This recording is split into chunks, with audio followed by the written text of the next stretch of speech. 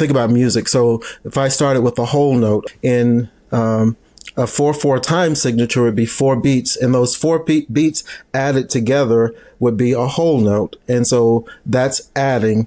So if I divided those beats into 4 equal parts, that would be those would be quarter notes, and so that's fractions. Or if I divided that whole note into 2 parts, that would be half notes. And so it breaks down even further into eighth notes, into 16th notes, and so that, and even looking at the time signature, most music, a lot of music is in 4/4 times. It means that there are 4 beats and 4 beats in one measure. So that's one aspect of breaking down. And now there's so many great visual tools for learning music through visual representation. And at the same time, you're seeing these fractions and seeing how adding and subtraction and takeaways are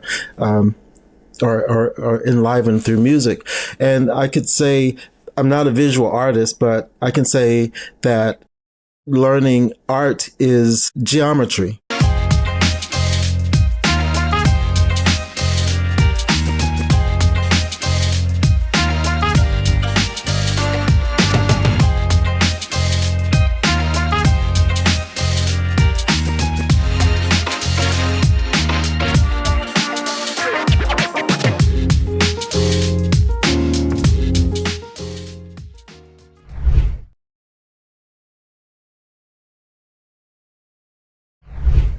Today, I am excited to be joined with Dr. Djelani Hamm. Dr. Hamm, will you just take a moment, introduce yourself to the audience, and just tell them a little bit about yourself and go from there? Yes. Hello, I'm Djelani, and I am currently an educator, an artist, a creator, a guide. I'm fascinated with the intersections of art, culture, history, and how we learn and how we live our lives. Definitely interested in transformation. Started out my life early in the creatives with a degree in music, master's degree in theater, a master's of fine arts in film producing, but I've always worked in education and started traveling around the world and became really fascinated with how all of those things that I had learned and had lived my life through, how it impacted me as a person, kind of hit a wall. And so being able to bring all those elements together really transformed my life. And I was able to introduce it into my teaching. I went on to get a PhD in world arts and culture, focusing on West African cultures. Oh man, that's awesome. That's awesome. So were you into the creatives from an early age? Yes, always. I always played music. I went to college on a trombone scholarship coming from Georgia, came to school in California, studied in a conservatory of music. So more classically trained, singing in the a cappella choirs and many different aspects. And I was always kind of a clown. So I started dabbling with the arts in theater arts. And so I was in a few plays, musical director of a couple of musicals. So I was fascinated with that. So when I moved to Los Angeles, I pursued a master's in theater. So, but it's always been my aim. Okay. So I'm going to circle back, but sometimes things pop in my head and I have to ask this question. So I have to ask it now. But how do you feel about, you hear so many school districts across the country are eliminating various arts programs or significantly reducing them. How do you feel about that? I think the arts are absolutely critical. And it relies on a good educator who is willing to fight for the arts and to open doors for students so that they can see all of the connectedness of arts. Math, music is math, art, visual art, it's math, it's learning geometry, all of those things. It's learning fractions and how do we integrate all of those things together rather than the rote programs and curriculums that teachers are typically bombarded with. So can you break that down a little bit more for my audience? by maybe even giving an example they can follow when you say, art is math and things like that. Can you explain that a little bit more? Because I know me personally, I've never thought of it like that. And I'm sure there's so many people that haven't thought about how many of these core subjects are actually art, or art is heavily infused with them. Right. I think it's probably better if I think about it first from a musical standpoint and just learning to think about music. So if I started with a whole note in a 4/4 time signature would be 4 beats, and those beats added together would be a whole note. And so that's adding. So if I divided those beats into 4 equal parts, that would be those will be quarter notes, and so that's fractions. Or if I divided that whole note into 2 parts, that would be half notes. And so it breaks down even further into eighth notes, into 16th notes, and so that, and even looking at the time signature, a lot of music is in 4/4 times. It means that there are 4 beats and 4 beats in one measure. So that's one aspect of breaking down. And now there's so many great visual tools for learning music through visual representation. And at the same time, you're seeing these fractions and seeing how adding and subtractions and takeaways are enlivened through music. And I could say, I'm not a visual artist, but I can say that learning art is geometry. When you're looking at angles and you're looking at planes. And so someone able to pull all of those elements together. If I look at something like robotics, I was attempting to teach a robotics class recently with some students, and we were talking about angles and what does it mean to turn 360?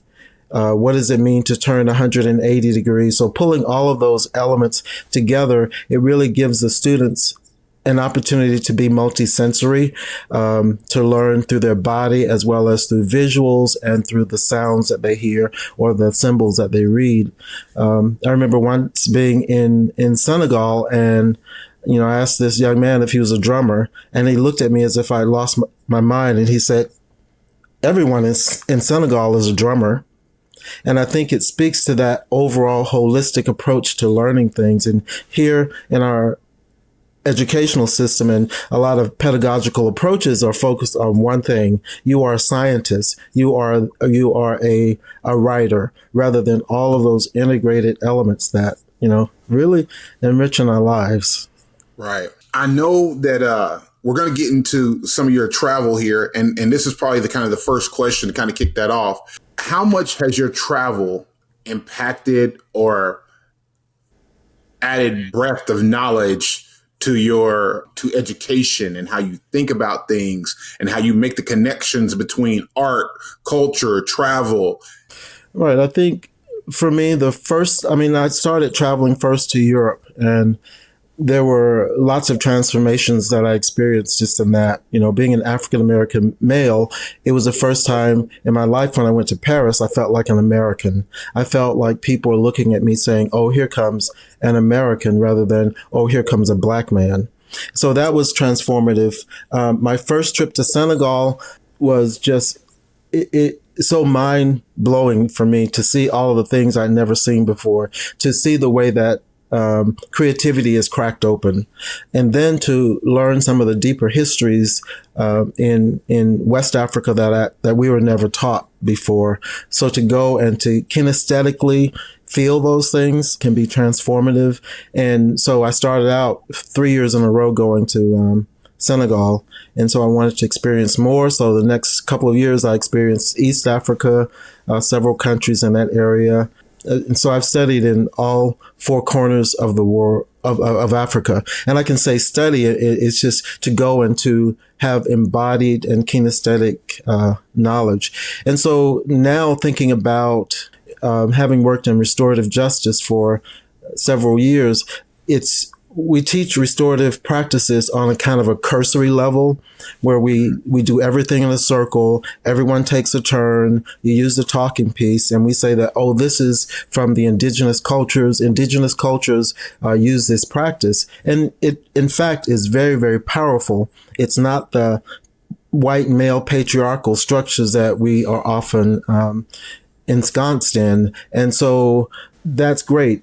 That's one level, but that's the cursory level of what restorative practices are. So traveling allowed me to go out to villages and to see how these horizontal circular practices unfold. And so that brings into question many of our practices and belief systems regarding gender and how gender has been infused into a white male patriarchal paradigm and how it really harms us when we keep recreating those same structures and we try to make it work, when in fact, there's something intrinsically that many of us carry that is not in those hierarchical systems. And these horizontal practices really work. To travel around in different places and to learn about a lot of the history that wasn't taught to us. There is a lot of structural history that was destroyed by the colonizing powers. You know, the Great Wall of Benin, the great city of Zimbabwe, just to see the remnants in West Africa of some of the ancient clocks and time systems and calendar systems. Much of this stuff is destroyed. To go to, I haven't been to the Congo yet, but to look at the Lukasa Memory Board, which was a system of storytelling. And these mnemonic devices help to tell generations and generations of history. So what happens when those mnemonic devices, those little panels, are taken away, robbed, and put into a museum in London? So you have all of that history that's locked out. So to go and to actually feel these things, to see these things has been really empowering. We talk a lot about culturally relevant pedagogies, but yes. What does it mean? You know, we can bring the information, but when you also bring the information as well as the structures, it tends to be a bit more transformative in ways that we're not recreating white male patriarchal structures. Wow.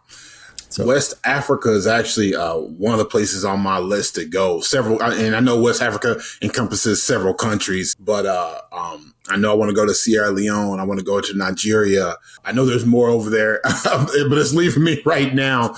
But Senegal is one I want to go to.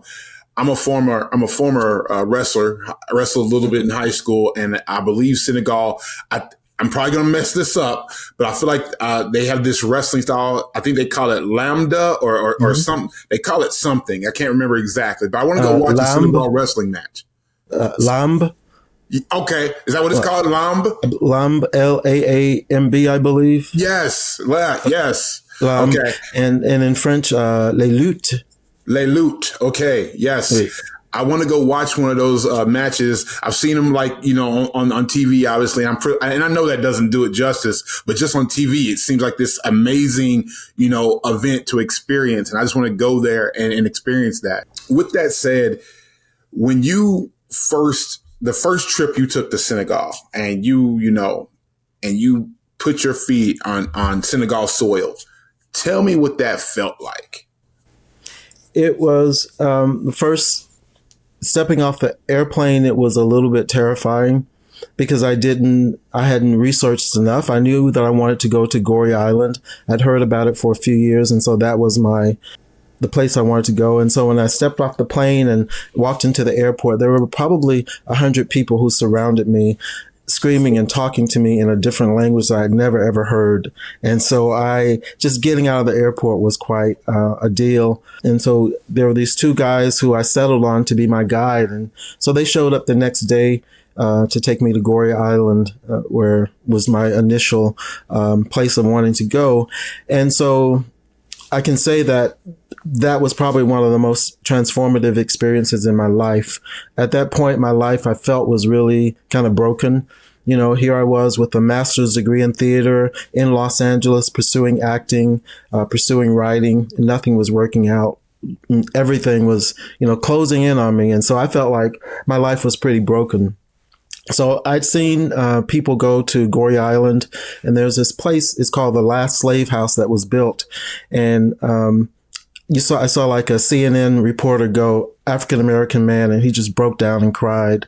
President Clinton was the first sitting U.S. president to go to Africa, so he went to Goree Island.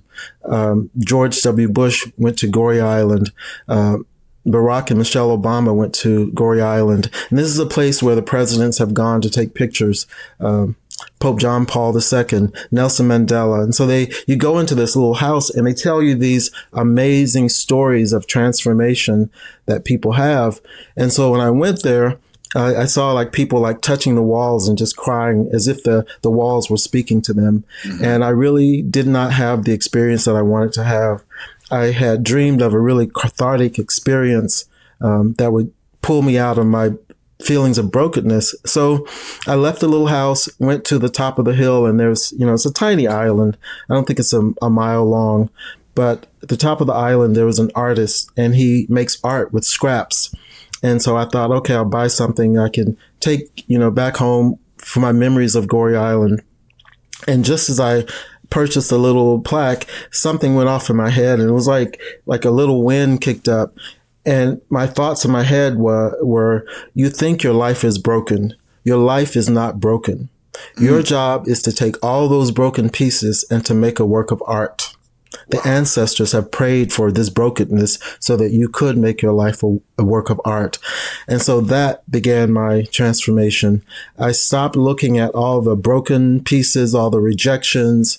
I stopped looking at those as brokenness or closed doors, but blessings, and to learn how to ask the right questions. There's a saying that is, you will begin to see more beautiful answers when you ask more beautiful questions. And so I learned to start asking, with any kind of rejection or feelings of brokenness, to ask the question, where's the love in this? Where's the joy in this? Where's the learning in this? And to, piece my life back together. And so, over the years, I've done a lot of thinking and research on the brokenness of the African American experience. And it's not really brokenness. It's a lot of fragments. And that's what we do. We take a little bit of this, we take a little bit of that. And, that's the quilts in the Underground Railroad were pieces of scrap that have deep messages. Our music, whether it's, ragtime to bebop to hip hop, it's always a little bit of this, a little bit of that. Soul food, a little bit of this, a little bit of that. And so looking at different cultures around the Black Atlantic to see how we take a little bit of this and that and how we make the brokenness a piece of art. Wow, man, that's beautiful. That's poetic. Man, so how can you, and it may be Senegal but I want you to tell me about a time or a place where a cultural perception before you visited shifted tremendously after you visited. There have been so many. I think one of the big ones was going to Mount Kilimanjaro, the tallest mountain in Africa. And so it was like something on my bucket list. And so I said, okay, I'll do this. And so I was in great cardiovascular shape, but that was not the shape I needed to be in. So I I had a guide, and the guide, he rushed us up the mountain too fast. And so by the time I got to the last summit, before we crossed up to the last 8 hours, it felt like an axe was chopping the middle of my heart. It felt like it was just pulling apart. I went to go to the bathroom and I fell on the ground and just looked up at the stars, they were like little dots of diamonds, and just everything started spinning. It was like a turmoil of spinning stars. And so I was able to calm down, and just, starting those last few steps, it felt like 50 pounds was on every foot. It was just extremely difficult. And I realized that I wasn't going to make it to the top. And so having to turn back, and so they had to get a stretcher and rushed me down to the bottom of the mountain. And I think just in the middle of that, almost dying, I had some amazing insights.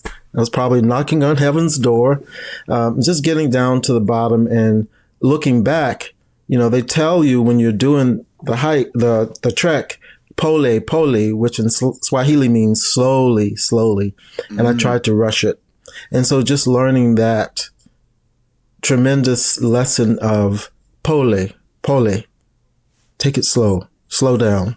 So I think that was a huge insight for me. Wow. Wow.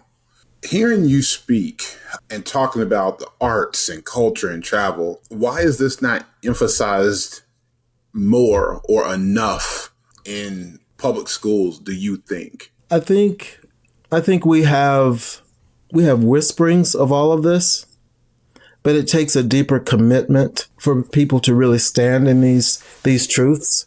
And and the things that I do in the school system for the next 6 months until I retire, I get to give glimpses of this. I think not enough people are willing to explore, to go to places where you're actually touching, monuments that are a few thousand years old, or to see the natural beauty of the continent. To see Richard Pryor on his first trip to Africa, he said when he came back that he was never able to say the N word ever again. And just to be for him, it was transformative to see all the police officers who were black and, to not think about race so much. I took a sister with me a couple of years ago and she said, wow, I was able to sleep the whole time, just not having that extra burden to carry. So to have those lived experiences, you want to bring it to other people. So I think we need more people who are willing to go and explore and to, bring these lived embodied experiences to our students. Wow. Is there a tradition or a food or a skill, a method, anything that you may have experienced in your travel in Africa that originated from Africa that we still do in the United States that you didn't realize originated from Africa? Yes. I'm thinking, first of all, of cuisine. Okay. The national dish of Senegal is called chebajin, TCH something. It starts with TCH if you look it up. Chebajin is a big rice dish, and it has a little bit of this, a little bit of that, and it has, like carrots, might have seafood, might have poultry, different vegetables. And it's a little bit of this and a little bit of that. And it's a tradition of sitting around the big bowl of rice and sharing with each other. It's a communal dish.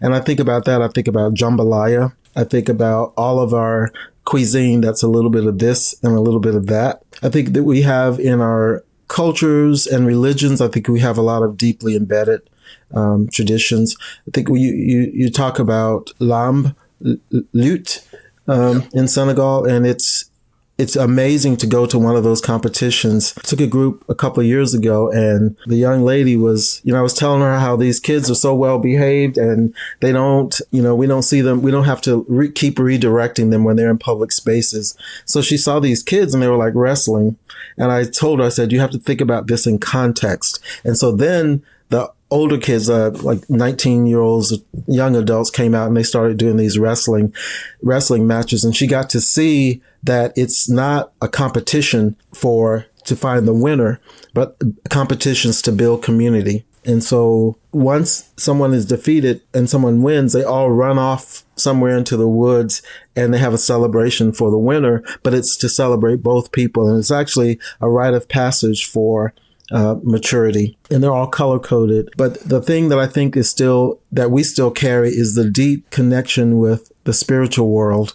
So you'll see like people coming and pouring different libations on the fighters and praying for them and dancing, and lots and lots and lots of dance and singing when you go to these competitions. I think you'll really find it fascinating. So just that embeddedness of spirituality, it's throughout. I think in Senegal, I can say the country in and of itself, it's about 95% Muslim, but their first president was Catholic. And so just seeing, I've gone into a Catholic church in Dakar, the capital, and you see all these women, they all have head wraps. And that's another thing, the way that women dress. I used to roll my eyes when I saw African American women dressing up in Black History Month.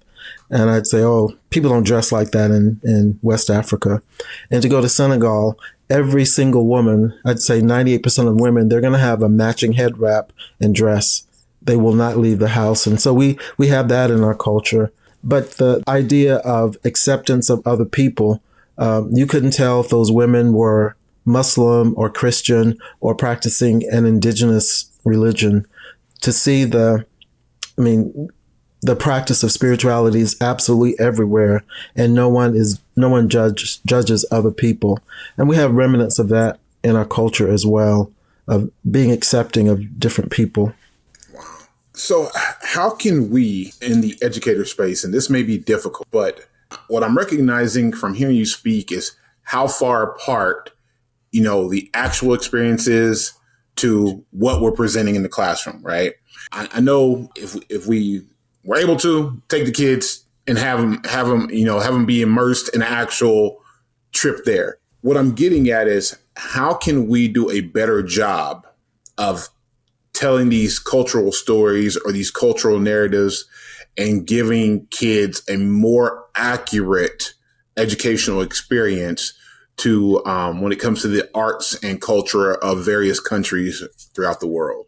Well, I think there's a very, very basic level is having the kids represented in the classroom, having cultural artifacts that may be from their ethnic group, pictures of their people, and not just the typical ones that we see all the time, but different people who are telling different stories that they can relate to, giving them an opening. It might even be having animals from around the continent and the people who care for those animals, the people who fight for those animals, the anti-poaching people. I have a friend who went with me to South Africa, and she has this big picture where she's holding a big wad of cow dung. And that picture was enough to open up a conversation for the students to start investigating. So I think that's on the most basic level. Another level is to practice some horizontal practices like circles, teaching the kids how to use a talking piece. And so embedded in that is equality.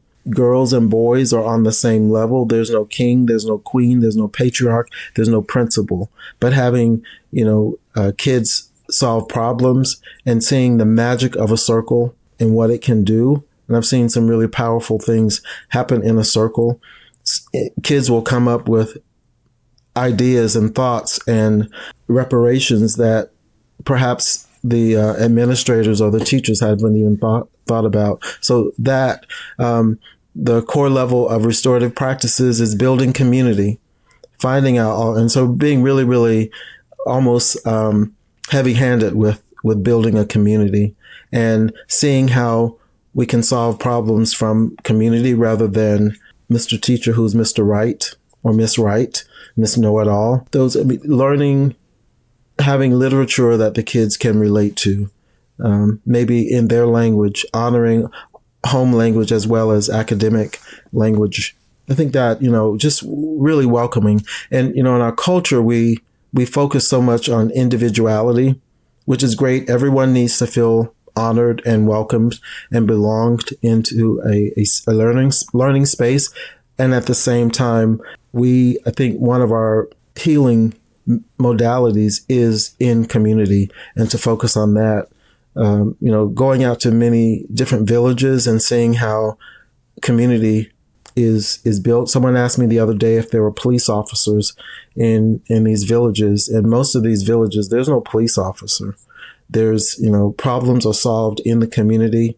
There's still a big drum in the middle of the circle. They'll call everyone to the, circle of the village and say, hey, we got a problem. Or, hey, someone just died, or, hey, someone was just born. So that community is a powerful wealth that we have.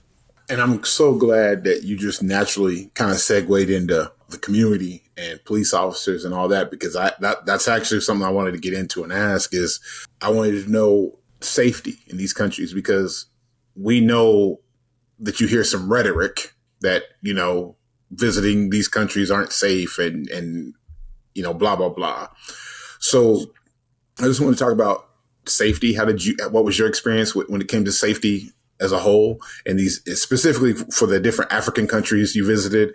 And, when it comes to selecting a guide, first, is a guide necessary? And, what are some things you can do to make sure you kind of pick the right guide? When the first time I went to Senegal, as I said, there was a swarm of people around me, and so I just wanted to get out of there, and I had no idea where I was going. Didn't have a hotel, so they took me to a house and they said, we're going to rent you. And I said, no, I have to just find me a cheap hotel in the center of town. So they took me a cheap hotel in the center of town, and the next day they showed up to be my guide, and so. Actually, I didn't feel comfortable with them. They had told me a money price for something, and I went online. I went to an internet cafe. I think that was like 2002, maybe. So I went to an internet cafe and looked at the exchange, and they were not exactly honest. And so it took me an hour and a half or so to fire them. And so they said, well, we just wanted to protect you because they're going to rob you. They're going to steal from you on the streets. And so that first night I was terrified to go out. The second day I was terrified to go out. And I finally went out and I met a group of, young men. They're from a spiritual group called Bifalls. And it's actually a spiritual group in Dakar. And so they said, we're going to take you to this place. You can meet a guide. So I was resistant after that first day, but I finally agreed to go with them. And I met this guy who took me, he gave me an idea of going to Gambia. So I went to Gambia, worked out a price. And then Senegal was so welcoming. I went back again the second year. And the third year. And so the second year, I think I was on my own. I think second and third year was on my own. I think the third year I flew to Mali and had some interesting experiences in Mali. And I started going to the east. I went to Kenya, Tanzania. I had the guide for Kilimanjaro. Kenya, I went on a little safari for a few days. I had a guide. Rwanda, I was kind of on my own, but I was connected with some people that I knew from here. Everything was very, very safe in all of those places. One year I went up the Niger River to Timbuktu. I had a guide for that and went down all over Mali, took a bus overland by myself to Burkina Faso and Mali, Burkina Faso and Ghana. Those places were safe. Went to Togo on that trip. Everything was safe. I think my inner knowing tells me not to go to some places that are kind of war torn. Last year I was in Mozambique. Took a bus to Durban, and I had my phone out as I was, calling an Uber, and someone said, you shouldn't have your phone out. And so it just kind of like, that's the only space in South Africa where I felt it was unsafe. The last 2 years I went to South Africa, Botswana, the southern countries, Mozambique. And so in all those countries, I was basically on my own, and I did, a lot of different day tours. And so I wasn't like hanging out at night. I wasn't going back into some of the townships at nighttime. I can say in Senegal, Ghana, I felt safe. Senegal, I think I mentioned I've been there probably 20 times. And so I feel really safe to walk around at night by myself. None of the things that we hear have been true for me. So I've never had an experience of any kind of harm. Okay. And when you talked about the community kind of solving the problems, was that just cool to witness? Was that just cool to see? Oh, totally. Totally. It is, we think about the stereotype of a big drum in the middle of a circle, and there's a big drum, sometimes really ancient drums. I usually travel to the southern part of Senegal called Casamance. Senegal is a country that sticks out the most on the map, the most western part, and there's another little country that jots right in the middle because England wanted that river for the kidnapping of humans. And so that little country Gambia, and south of Gambia is this region called Casamance, and that whole region of Casamance is very, very, very rural.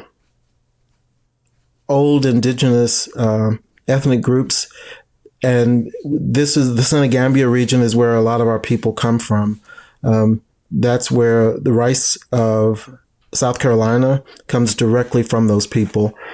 There's a belief that there was a woman who hid rice in her hair and brought it to the Carolinas, and the enslavers were really suffering from food poverty, but the African group were planting the rice, and so they were living in the marshes. So that's how it's called Carolina Gold, I believe. It comes directly from that region. So to go into those villages and to see like some of the practices, when you go into their homes, they're thatch roofed homes. And to go on the second floor is where they stored all the rice. And rice was kind of a commodity that was traded for meats or other staples. And to see how that operates, and to see them still store the rice in the second floor. Sadly, all of this rice is produced in this region, but most of the rice that is consumed in Senegal and Gambia comes from international because of the force of the international markets. Wow. So when you were traveling, did you get a chance to take part in any of the African arts and music, especially with you being a music and a theater major? Did you get to take part in any of those, either by just witnessing an ensemble or a play, or actively taking part in one? I've not actively taken part. It would be a dream for me to go and to have drumming lessons. The drumming is absolutely incredible. My partner in Senegal, he arranged for one of the groups I had 2 summers ago. There were 13 of us. He rented out a city block in Dakar, and these drummers came, and the drumming was just absolutely mind blowing with the polyrhythms. And then he had a group of ethnic dancers who came in. These are the women who came from a fishing village, and they have the tattoos on their faces, and they dance, and they did the sabar dancing. So I've witnessed a lot of those types of experiences, but to actually do something, haven't built up the nerves or the skills to do that. Got you. I'm thinking back to, one of the earlier comments you mentioned about when you asked the guy in Senegal if he was a drummer, and he said, in Senegal, everyone's a drummer. What did he mean by that? Like, is that just part of like the educational experience, or that just means that, drumming's from the heart? I mean, what like, can you dig deeper into that? Yeah, I think it's more like it's from the heart, and so many cultural and ceremonial practices is embedded or infused with drumming. And the sabar dancing, those are the spiritual practices that people do. It's just something that you do naturally. You can hear like the talking drum from time to time. You can see like there's one drum that they use, the djembe, but they use like one stick, and just the rhythms, and just thinking about that in terms of understanding like African American culture and many African cultures. It's multifaceted. When you go to a black church and someone over here is saying, "Yeah, amen, preach the word," and it's a communal kind of thing. Leopold Senghor writes about that. He writes about the difference. As a European, you're going to go to a concert and you're going to sit there and you're going to listen. If for a black gathering, it's a communal thing. Everybody is in it, right? Right. So it's, and I think that is true with drumming. It's just something that's embedded in daily life. That's awesome. So, I mean, I think I know the answer to this question, but I'm going to ask it anyway. Do you feel like, would you say that you feel like traveling is something that is a must do when it comes to wanting to enhance your education, um, when it comes to just arts, culture, the world? Okay. Yes. Okay. Yes. Absolutely. Absolutely. Okay. And I guess, do you think, would you also think, let me rephrase this. Do you think that you are able to learn more in those excursions and experiences versus maybe the time you spent studying about them? Or do you think it was about 50-50 or a nice, I mean, what do you think? I think it's a mix of everything. My lived experiences before that, Right. the transformation, going back to school, I think it gave me the lens to look at things structurally, to look at things on a deeper level, and then I finished my doctorate in 2015. So I've had some time now to just go and for me, completing a doctorate was a very white male patriarchal process.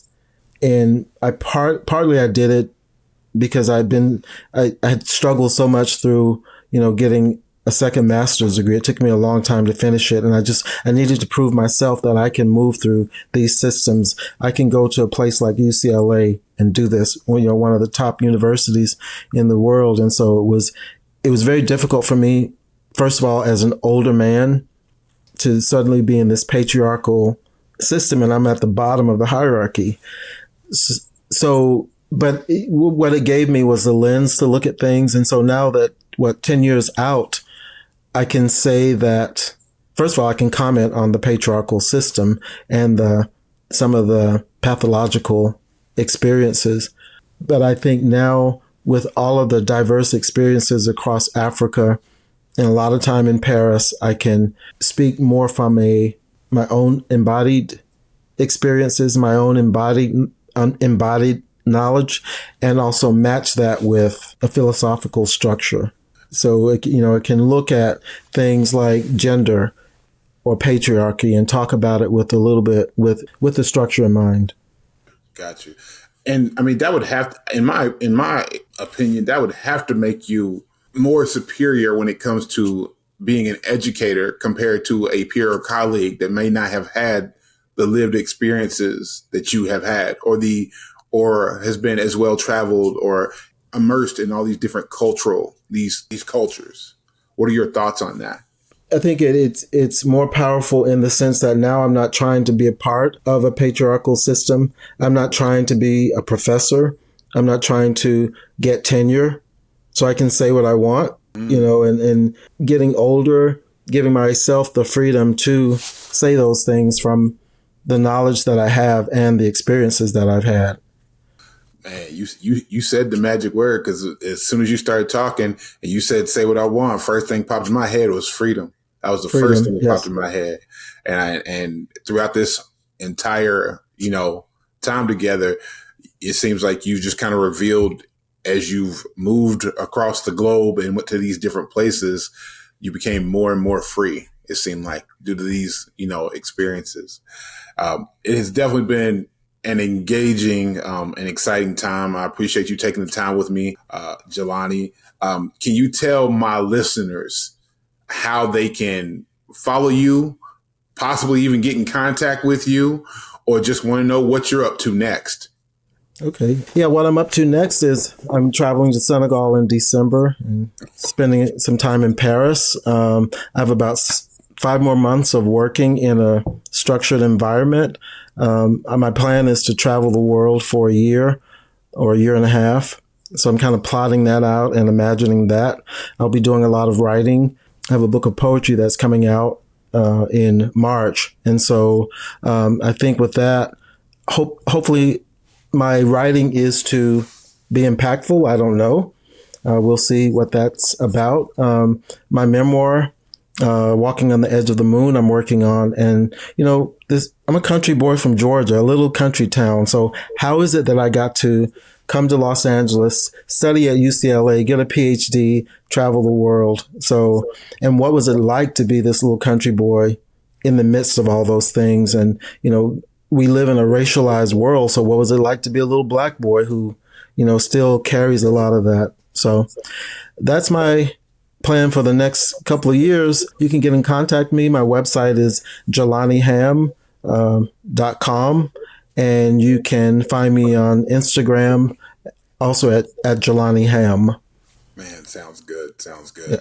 And once this episode comes out, I will go ahead and I always do a blog post with my episode. I'll make sure that I have some type of link so that, worst comes to worst, you can come to the Hall Pass to Nowhere website, hallpasstonowhere.com website, click the link. It'll take you to Dr. Djelani Hamm's website, and we'll go from there. But once again, Dr. Djelani Hamm, thank you so much for your time. I appreciate it so much. Thank Thank you. you. I appreciate the invite.